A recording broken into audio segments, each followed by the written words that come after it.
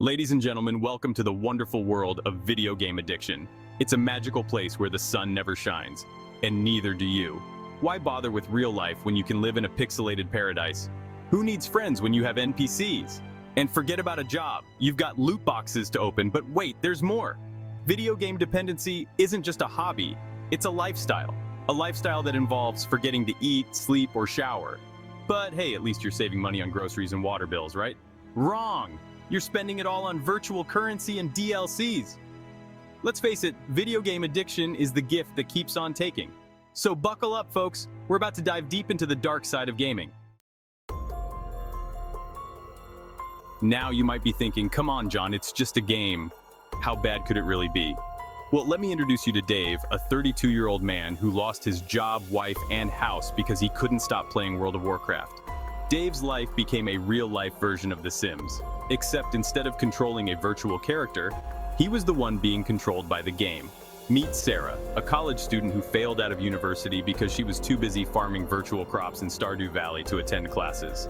And let's not forget about little Timmy, who spent his entire college fund on Fortnite skins. These stories might sound extreme, but they're becoming increasingly common. The line between the game world and the real world is getting blurrier by the day. Now let's talk about the elephant in the room, or should I say, the slot machine in your pocket. That's right, folks, I'm talking about mobile games. These little devils have turned our phones into portable casinos, complete with flashing lights, addictive sound effects, and the constant promise of a big win. But here's the kicker. Unlike real casinos, these games are available 24/7, right at your fingertips. Can't sleep? Why not spin the wheel in Coin Master? Bored at work? Candy Crush is just a tap away. And let's not forget about the financial risks. These games are designed to be free to play, but they're really free to start and expensive to continue. The worst part? These games often target children and teenagers who don't understand the value of money or the dangers of addiction.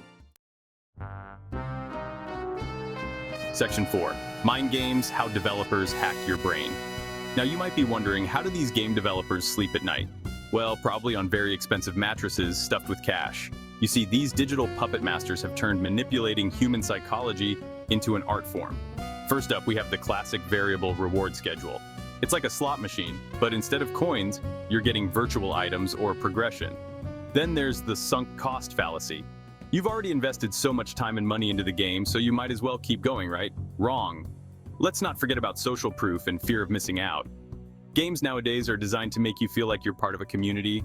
Congratulations, you've regressed to being a teenager, but this time with a credit card and no parental supervision.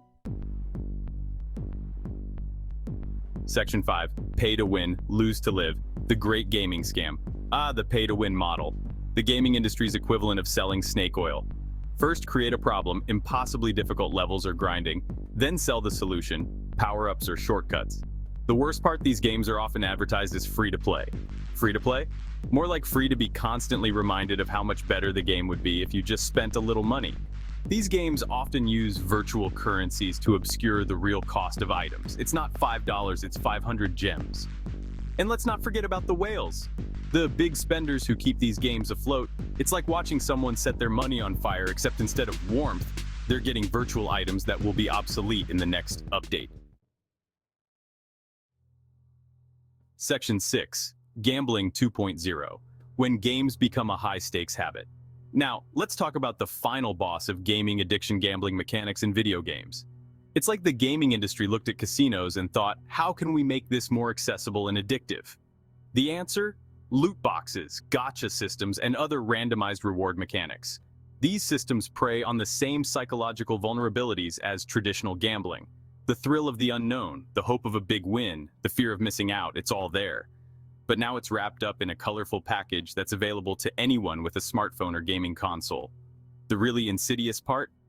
Many of these games are marketed towards children and teenagers. Sure, they might not be betting real money at first, but they're learning the behaviors and thought patterns that can lead to serious gambling problems later in life. Many adults are falling into the trap too, spending thousands on virtual slot machines or card packs. It's all the fun of gambling, but without the chance of actually winning any real money. Isn't that great? You get all the addiction with none of the potential upside.